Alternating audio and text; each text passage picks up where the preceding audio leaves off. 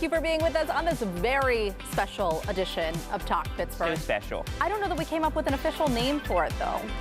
The Talk Pittsburgh Garden Spectacular Palooza, I think. I think that's a lovely. We should have come up with a graphic for it. But this is going to be really great. You've worked really hard, especially digging into people's backyard gardens, and so we're going to share some of that today. And the holiday season, as you know, is full of color and light, so it's interesting to see this Christmas tree behind us when we are going to be talking all about the spring gardens and everything that we could be doing and just celebrating. Yeah, it just feels like you look out your window, all the trees are dead. It looks really gray, and we want to bring that green back and share some of our favorite segments from this summer. We did this garden summer series where photographer Scott Dank and I were basically just really nebby, and we were just like knocking on garden gates to be like, hey, can you show us around over here? It looks sort of cool. Is that a water feature? And a lot of people did, and so we got to see some really cool gardens. And we know that we have a lot of people out there who love creating their own little masterpieces in their backyard. And in fact, I think that you were really a big inspiration for me.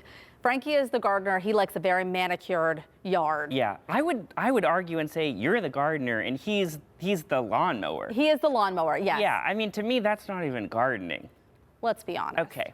So I told you my favorite flower. Yeah. And you said, guess what?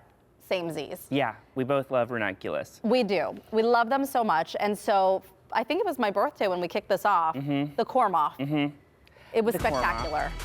And for folks who don't know what a corm is, it is similar to a bulb. It is a short, thick underground stem with a starchy core that stores the nutrients for the plant. And it looks kind of like a spider. So for my birthday, I told all I wanted to do was plant some ranunculuses, and you pushed our producers so that we could do our first ever. We got a graphic. Corm-off.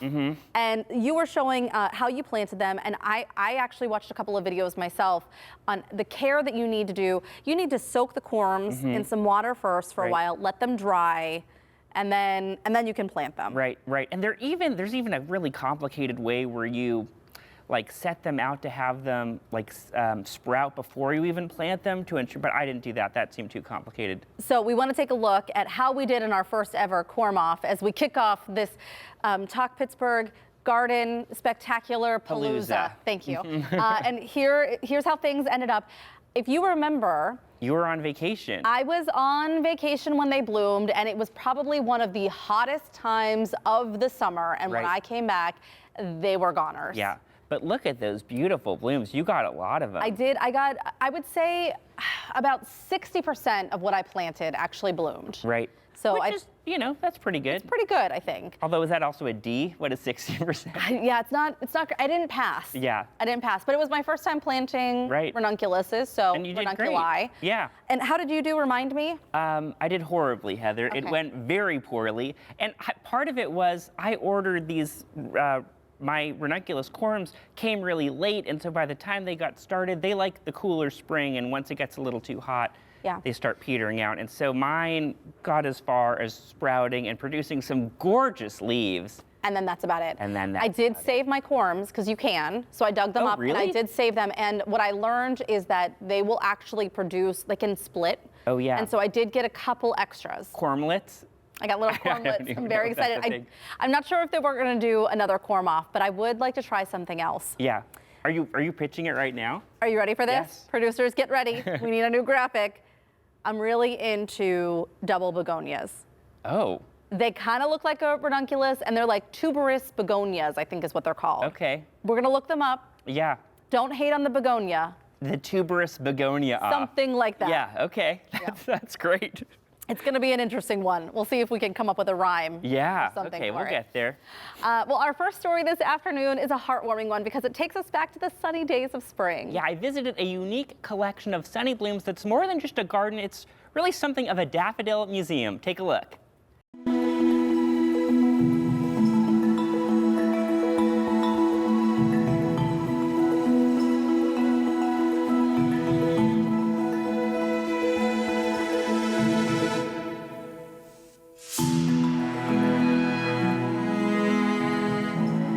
To the side of a hill in Washington County is a garden where only one kind of flower grows. This collection of daffodils is home to over 12,000 blooms, which represent about 1,200 different kinds of daffodils. Joe Ham is the gardener behind this collection. I didn't even realize daffodils were fragrant until today, I don't think. Oh, yeah. There's another 7. It'll be fragrant, too. I had a paternal grandfather that lived with us, and he was a gardener, and that's how I, got involved with it. Daffodils, I mean, I grew them, but I didn't really, to me they were all yellow. Yeah. Joe may not have been born with a love of daffodils, but life seemed to orient him toward the cheerful spring bloom. Because I grew hostas and daylilies and iris, and they all seem to be salad for the deer. Joe turned his attention to daffodils, which are toxic to deer. He started by only buying daffodils that were registered the year of his birth, 1938, but soon his interest grew to all historic daffodils. This is one of Joe's oldest specimens. It's Telemonas, and they've been growing this kind of daffodil since at least 1620. It's over 400 years old. That's tet, isn't it? Joe's sister Jeannie helps out with the record keeping, of which there's a lot. Did you think Joe was nuts when he started collecting all these daffodils? Like, what did you think about your brother? You're like, okay, I think you've gone off the deep end. He always was one to really like things that were more eccentric. Yeah. When you're out there gardening, like, time just passes differently. You're meditating at the same time you're digging. It's very relaxing. And you were doing a lot of the work yourself for a long time. Oh, yeah. Yeah, those were the days when I had legs. Yeah. In 2010, a medical emergency led to sepsis in both of Joe's legs, and they had to be amputated. I'm very fortunate that I have good family and friends. So. His friends from Indiana and from Ohio came that summer to show me how to dig. Yeah. But they also then started teaching me about daffodils, and they were my mentors. And so have you come to love daffodils? I really can appreciate them. Yeah. Yeah. I'm always tempted to take a few home, and then I think, no, I have them out here. Joe even has a daffodil named after him. This is Joe Ham Daffodil Man. It was developed in New Zealand in 2019. Is this an all-terrain wheelchair? Can you just go through anything? Almost. It's gonna take a lot to keep you away from those daffodils. Only now. For just under 2 months a year, the daffodils open up and visitors come from across the region to see the variety of blooms. And this is a crucial moment for Joe and Jeannie. You only have one time during the year to verify that what's planted is what it's supposed to be. You essentially cut one off and you bring it into Joe and he looks at it? Mm-hmm. Right. Well, this one's really striking. Yeah. It just looks like there's a whole other flower inside of it. That's called phantom. And clearly you like keeping your hands dirty because you created this sort of laboratory indoors. That's my garden's all confined to the deck. Then I have my cactuses and begonias and geraniums. And that's where I grow grass for the cats. Oh. And I did get out there, but it kills me not to be able to get my hands in that dirt. You can come out here and we'll find ourselves saying, oh, look at that one, or look at that one. And they'll just, sometimes it captures your eye. And the more you know about them, the more you know what you're looking at. Yeah, you can appreciate it more. You can appreciate it more. And after over 3 decades of growing daffodils, Joe Ham is still finding more reasons to appreciate this one flower.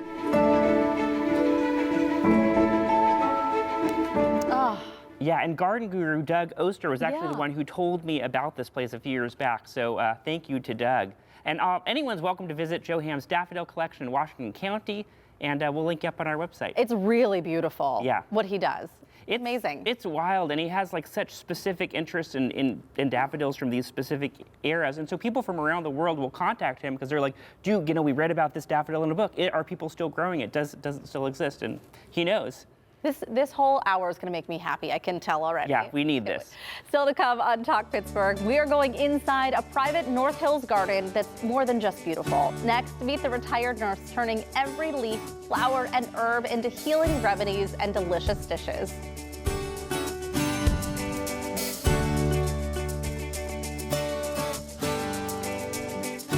In the North Hills, you will find a garden that's more than just beautiful. It's a living apothecary. Yeah, and it's all tended and grown by a retired nurse, and I was lucky enough to pay her a visit. Take a look.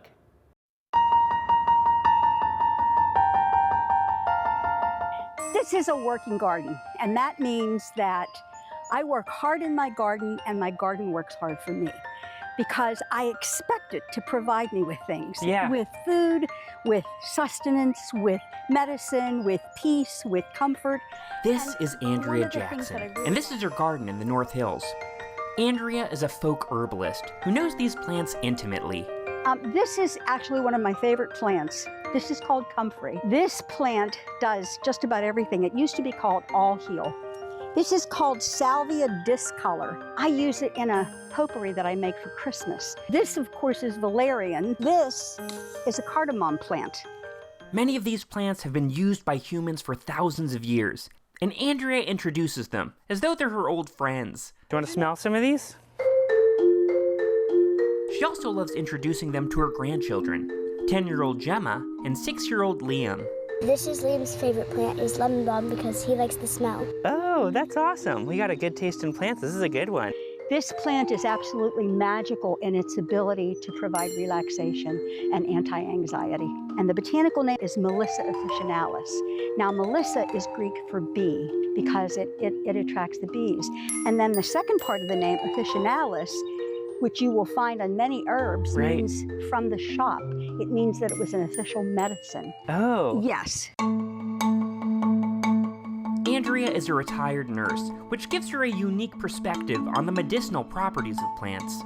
Of course, this is foxglove, which is the source of the cardiac drug digitalis. Here's some sage. Now, if you rub this on your teeth, it's like you just went to the dentist. Oh, really? Okay. Yes. Now, the botanic name of this plant is called Salvia officinalis. That's great. So right away we know it's a medicine. Yeah. But salvia is Latin for save. So it's salvare, to save. And people used to think that if you ate sage, that you would live forever. Okay, In let's fact, put that to the test. Yeah, there you go. there's a medieval poem that goes, "He who eats sage in May shall live for aye." If you Googled medicinal uses of any garden plant, there'll be some. Wow. I promise you. What are these little white flowers? This is feverfew. Feverfew has been used to help migraines. And if you eat a leaf every day, it supposedly is a migraine preventer. Oh, wow. A couple of problems with that. It's extremely bitter, Yeah. not flavorful at all. And in a very small percentage of people, some people get mouth ulcers from it. Oh, So gosh. that's always something to keep in the back of your mind about Yeah, feverfew. you're not prescribing anything. No, I'm not. Absolutely, I'm not. And anyone who chooses to use supplements absolutely should run them by their physician first. Yeah. Never, ever, ever take the word of anybody on the internet. Yeah. And Andrea's plants can do more than just feed or heal you. They serve all kinds of purposes. This is called rue. And in the Middle Ages, they would sprinkle holy water from rue branches in order to welcome elves and fairies into the church. Oh, I love that. I use it for the same purpose. Yeah.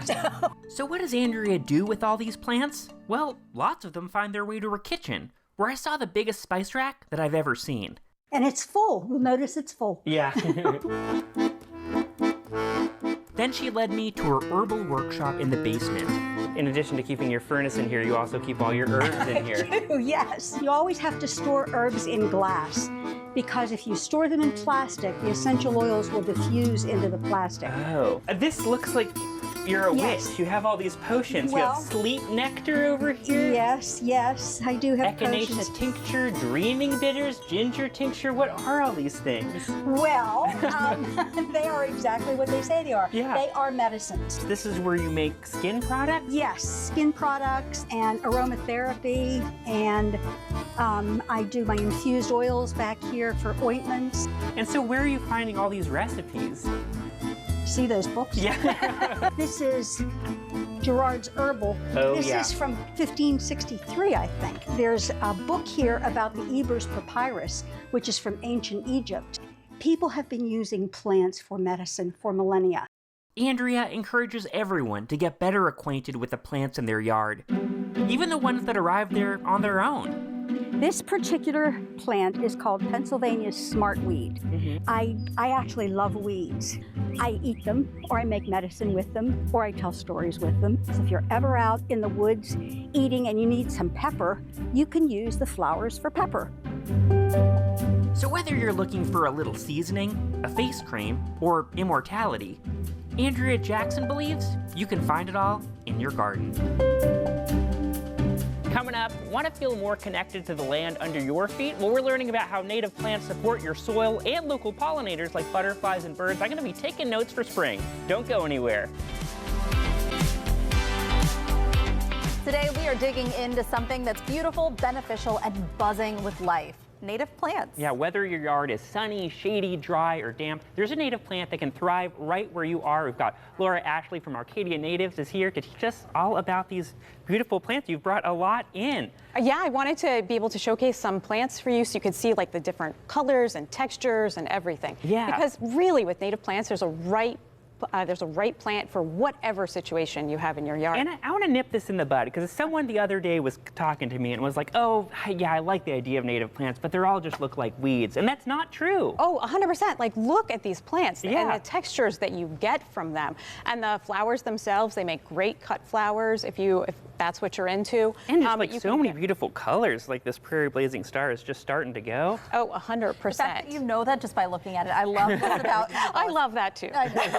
Why is it so important, though? I mean, obviously they're going to thrive because it's a native environment for them. But why else is it so important to plant native plants? Well, what it does is our pollinators and wildlife have co-evolved with these over the years. That's why they're native to this area.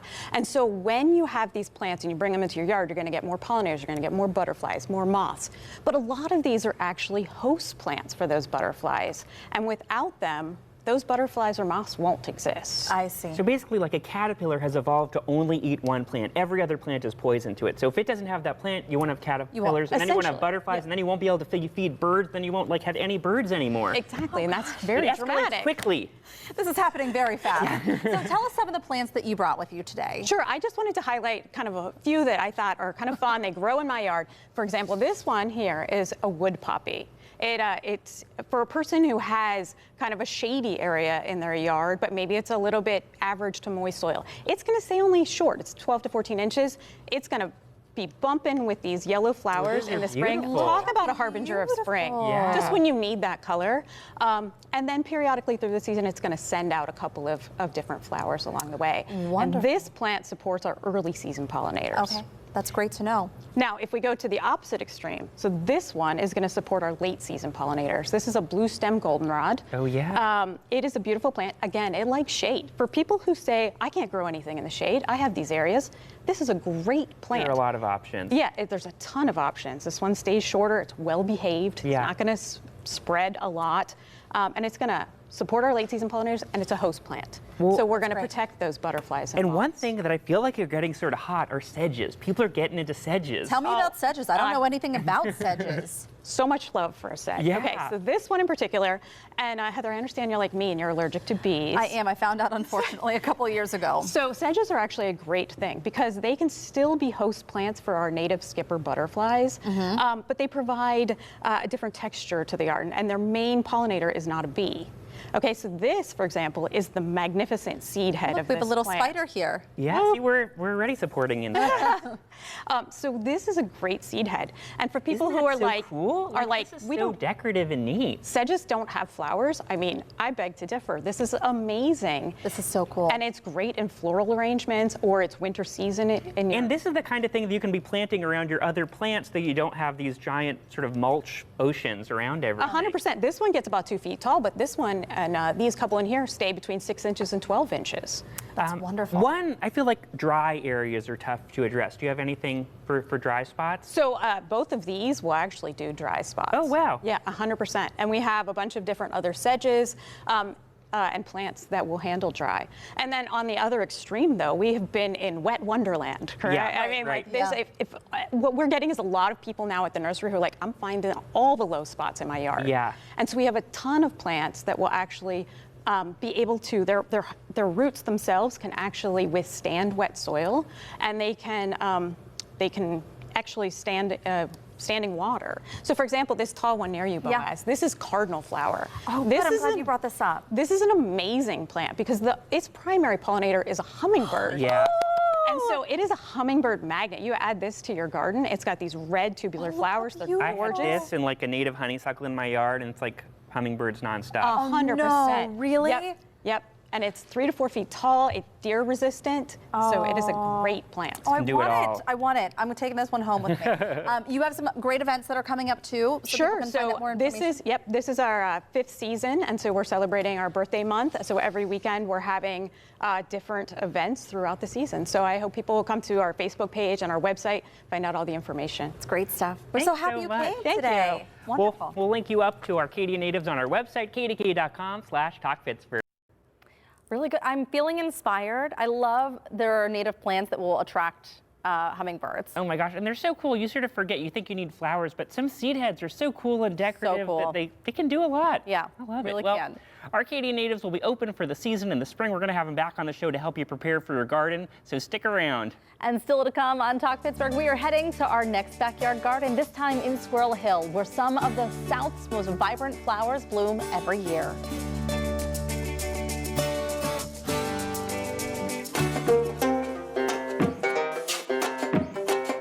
Ferns, I love ferns. Interesting foliage on it. Yeah. This is Mark Metter's Squirrel Hill Garden. So when did you first move into this house? August of '88. Wow, and what did this Wow. backyard look like then? Not very many flowers. Yeah. Right along here, there was a tiny strip of impatiens. Yes, Mark's added a few hundred flowers since then, but initially he was actually skeptical of gardening in Pittsburgh. This climate was a lot different from Northeast Georgia, where he grew up.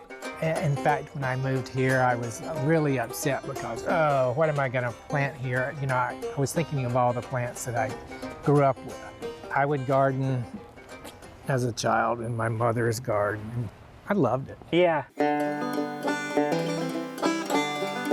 But over time, Mark found familiar hydrangeas, phlox, and lilies that thrived in western Pennsylvania. The color on this is just Wow. incredible. And then we're hitting a rose garden over here. Mark's turned this narrow Squirrel Hill lot into a blooming garden full of meandering paths, each laid by his own hands, and each leading to another special corner of the property. As you walk through, you really get different feelings, and I wonder if we can take one of these little side paths. Oh, sure, yeah. This is up to the big pond. And you put all this netting on there to keep raccoons out? The raccoons and the blue herons. Oh, and they'll come They'll and come. they'll eat the fish. Every fish in there. I Wow. mean, they will decimate the population goodness. overnight. And then tucked back here, you've got your vegetable patch. Yeah. Look at the height that tomato plants. It's June. It's How? July. They're and- taller than you. I know. It's gigantic.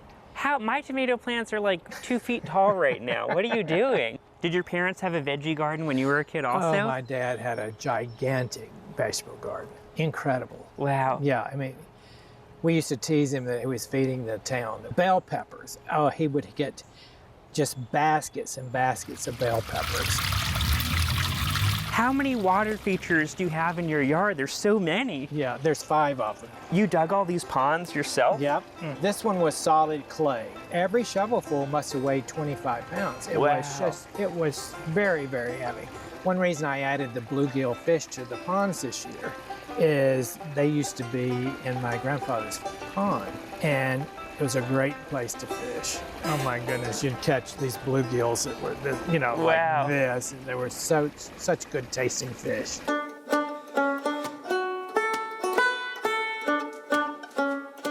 I feel like a lot of people would say this part of the garden is unusable, but you made this cool little wooded path. Yeah, it's my woodland path.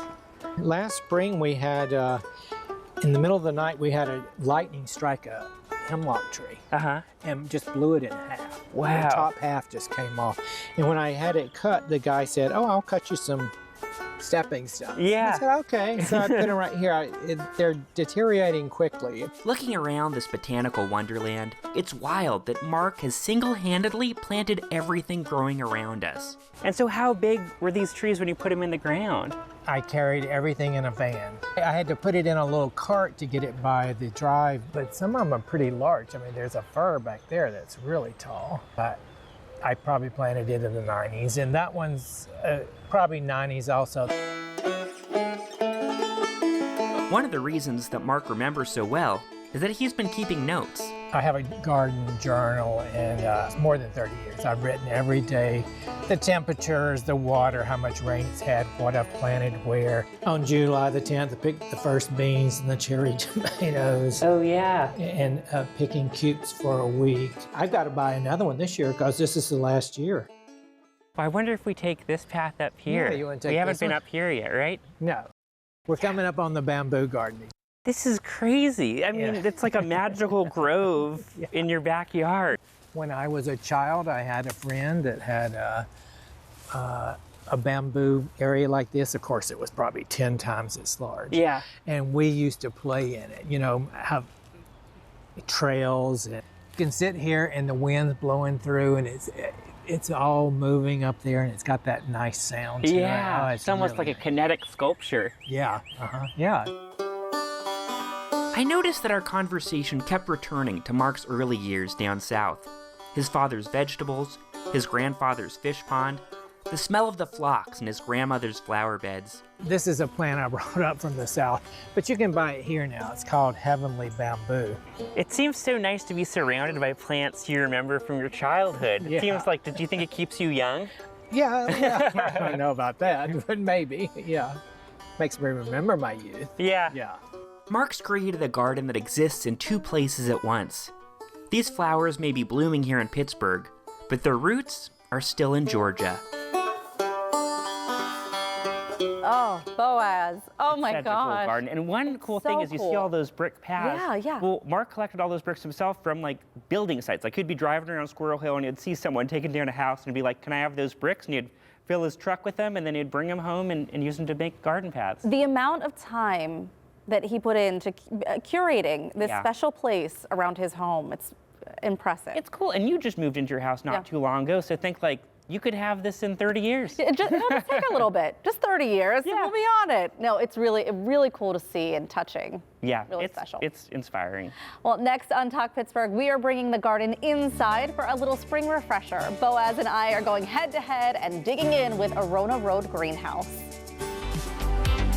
Spring has sprung, and we are ready for the colors of the season to return to Pittsburgh. Yes. And here to help us get our hands dirty or not, thank you for the gloves. Oh, also. you're very welcome. It's Sarah O'Hearn from Arona Road Greenhouse. Thanks for joining us. Thank you for having me. Well, I'm already excited. We've got containers of dirt in front of us. Here's all I know about making a container. Okay. Thrill, fill, spill. Is that still the rules for container gardening? That is still the standard Okay, rule. okay. It's a great place to start, but you don't have to follow the rules all the time either. So, Oh, I like yes, that. I like yes. breaking rules. Yes. So what plants are ideal for a spring planter? Because I know we're still dealing with a little bit of cold. I know we have another cold morning coming tomorrow. Yes. What can we actually put in here? So everything I brought today is going to be perfect for the cool weather, very frost resistant. So we Okay. have pansies here. We have some dianthus, alyssum. This is an African daisy here. Violas, and of course I had to bring some spring bulbs. Even though they're not Yes. quite blooming yet, we have those ready to go, and they'll be perfect for your planter. You aren't going to want to cover them if it's good a frost. You don't want to damage your pretty blooms. Sure. But other than that, they are set for the cold weather. Okay. And how do we get started? Yeah. Okay, so we want to follow your recipe with your, Okay. we're going to go with our thrillers first. So you can see my example over there. I have two thrillers here for you, an African daisy and then your bulb. And everyone has a little bit of different bulb. I have a yellow tulip here. Yeah, I got a pink Yeah, one. so so go ahead. We're just going to dig in, and you want to put those a little bit more to the center. So Okay. I'm We're just just going to using use our my hands. hands. Yep. Squeeze as you take it out of the bottom here. I know Boaz is a pro at this. Yes, this is our African daisy here. So we're going to use this as a nice little anchor plant right here. You're going to have to dig There we kind go. of deep down there and get that settled in. Okay. And gently press. Yeah. Perfect. Boaz is always splitting the roots a little bit. You Yeah. kind of have to Oh, dig a that's little right. bit deep on that one. Just kind of like yeah. just squeeze the bottom of it a little bit. You're really good. Yeah, perfect. And then nice. There we go. Gorgeous. You got it. Gorgeous. You got it. Okay. So we got I have a yellow tulip, which is going to go I've got a perfect. pink So one. keep in mind what color your bulb's going to be because you can pick your selection after that. Yeah. Oh, okay. I've got a yellow tulip, so we're going to do the same thing. Go ahead and just pop that out of the container. All right. Pile it up. It gets a little messy, but that's okay. And your family's been doing this for a while. You're second generation. We're second generation growers, my brother and I. My parents started the business back in 1984, so we both came back, and we've been doing it for almost 20 years together.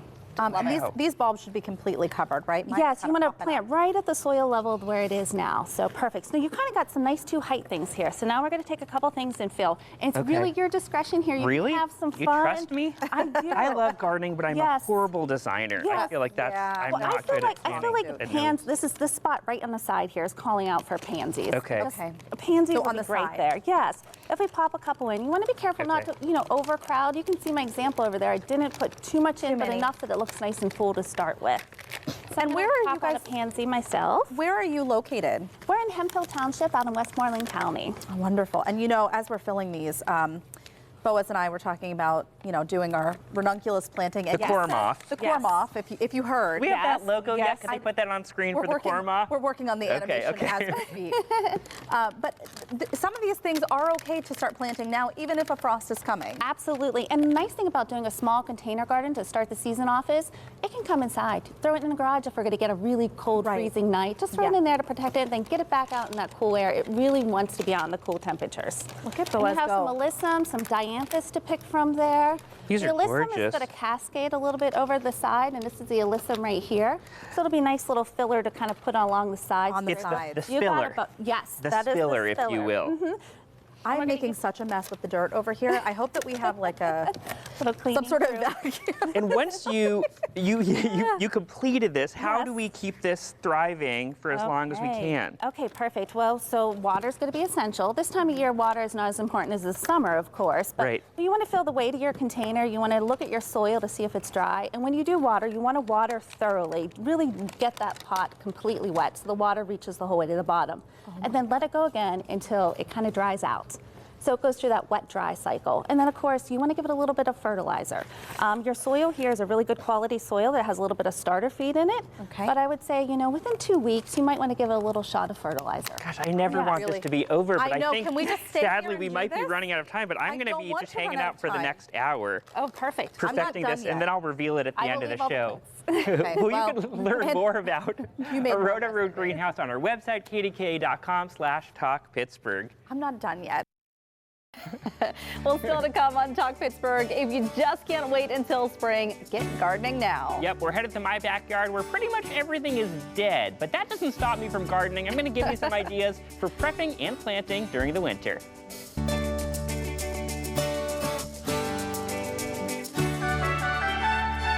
Does it get any better than summer in the garden? The colorful blooms, the pollinators, the seemingly endless sunny days. It can be depressing to think about. What's a gardener supposed to do during a cold, gray Pittsburgh winter? Well, I've got a couple ideas. While you may have to wait till after the last spring frost to plant your vegetable garden, there is actually some planting you can do in the middle of winter. I'm spreading columbine seeds, so these seeds actually need a cold period in order for them to germinate. So in a few months, these seeds will be seedlings, and then in another season or two, they'll be producing these very cute little pinkish flowers. While the hummingbirds and butterflies are long gone, winter can still be a fun time to watch wildlife in the backyard. So this is a suet block. It is basically bird seed suspended in this rendered beef fat. And during the winter, birds are looking for a hearty meal, and this is a great way to provide it. And this is a special one. There are hot peppers in here because we've got some issues with critters in our yard. And so the birds don't mind the hot peppers, but the squirrels, the rats, they don't like eating it. So hopefully this keeps the birds close and the rats far away.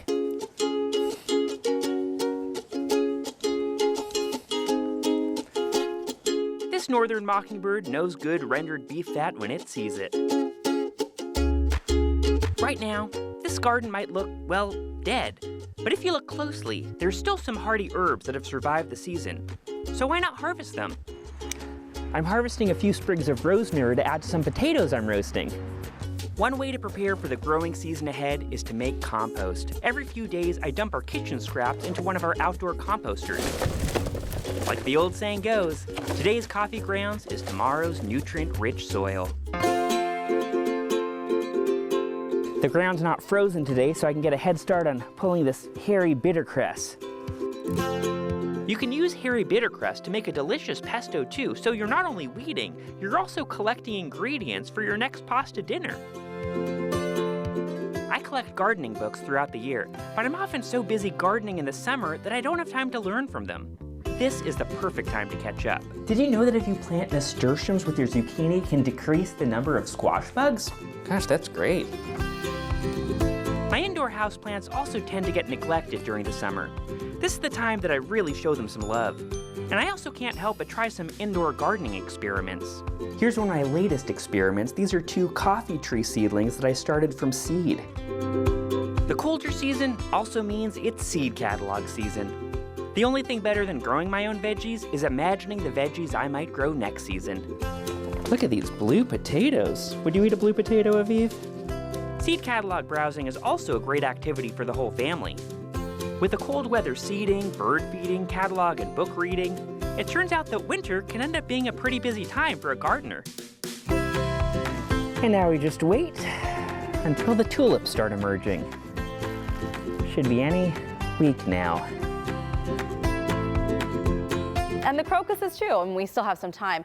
So Yeah. how's your coffee plant going? It's doing great. It's a couple Really? inches taller, and maybe I will have created like a new variety of coffee. Who knows? I can't wait for this. Could have my own cultivar.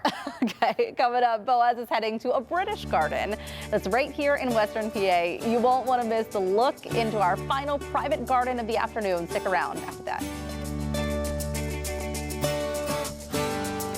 We have seen some incredible home gardens this hour, and we're wrapping things up with a knockout. Yeah, I'm introducing you to a gardener who was inspired by the horticulture she saw on the other side of the Atlantic. Take a look.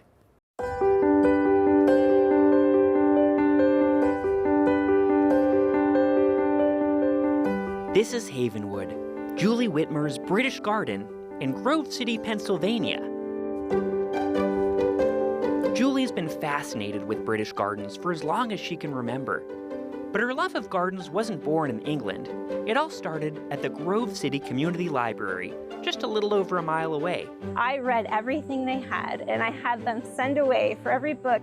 After buying this property 11 years ago, she started planting her own English paradise. I'd only seen this in British books. Yeah. And I thought, that's what I want right here. I wanted to break up this big yard. Right.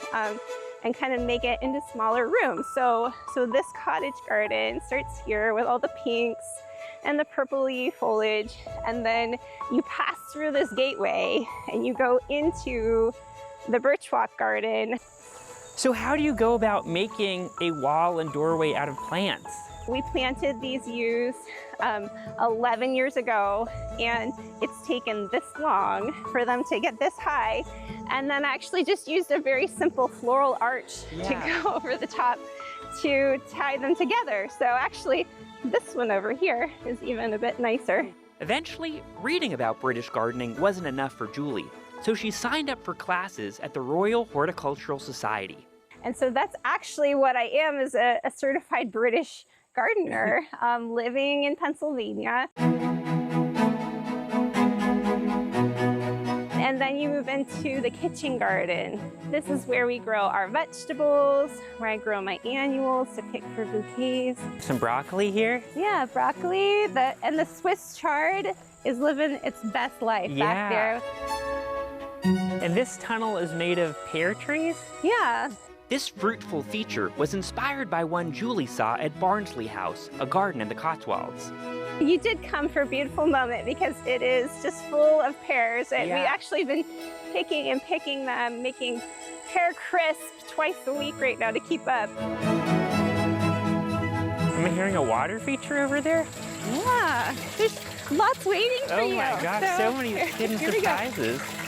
While much of Julie's garden inspiration comes from the UK, other projects are informed by the quirks and history of her own property.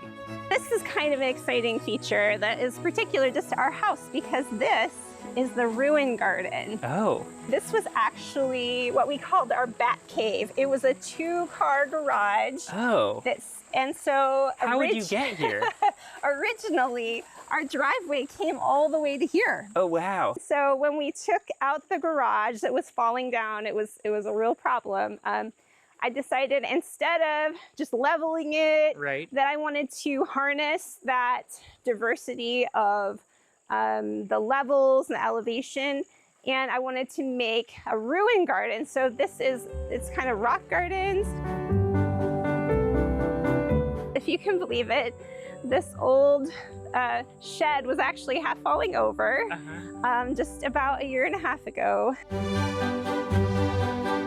Let me take you in. Today, this is Julie's potting shed, which also offers a unique view of her pond. And this is how I like to sneak up on the frogs.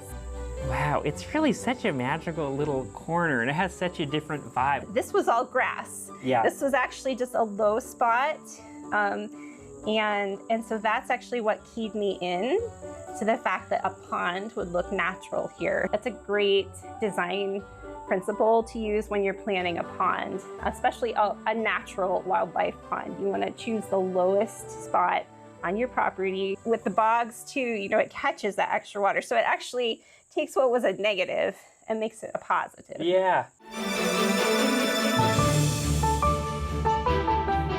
And now we're in a completely different part of the garden. We're heading into the woods. Yeah, this is the other half of the garden. So say that half is the sunny half. And this half is the part where we inherited these big, beautiful old trees. And for sure, some of these oak trees are hundreds and hundreds of years old. Julie cast these ancient trees as the stars of a woodland garden filled with ferns, flowers, meandering paths, mosaics, and even a Narnia-inspired lamppost. We named it Haven Wood because we wanted it to be this haven for our family first, but then it was always the vision to open the doors and to share with the community and beyond. After 11 years of digging, planting, and pruning, Julie finally opened up her garden to the public this past summer. She gave tours of Havenwood to raise money for one of her favorite local organizations, the Grove City Community Library, where a budding horticulturist first discovered the magic of British gardens.